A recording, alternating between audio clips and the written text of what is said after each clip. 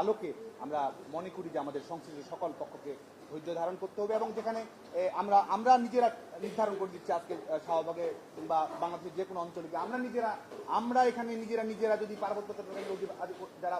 ক্ষুদ্র নৃতাত্ত্বিক গোষ্ঠী তাদের ভাগ্য নির্ধারণ করেছি। বাংলাদেশের কক্সবাজারে কিংবা চট্টগ্রামে একজন মাদ্রাসায় যে মেয়েটি পড়ছে, স্কুলে যে মেয়েটি পড়ছে, বাল্যবিবাহ, যৌতুক এসব নিরসন করে যে মেয়েটি আজকে লড়াই করছে, তার ভাগ্য নিয়ে ছিনিমিনি খেলার অধিকার বাংলাদেশ ছাত্রলীগ কখনোই স্বীকার করবে না। বাংলাদেশের প্রত্যেকটি মেয়ের নিরাপত্তা, প্রত্যেকটি মেয়ের স্বাধীনভাবে বেড়ে ওঠা, প্রত্যেকটি মেয়ের চাকরির নিশ্চয়তা এবং সাংবিধানিক প্রতিষ্ঠানকে বাংলাদেশ ছাত্রলীগ দৃঢ়তার সঙ্গে সমর্থন করে। আজকে প্রিয় বন্ধুগণ,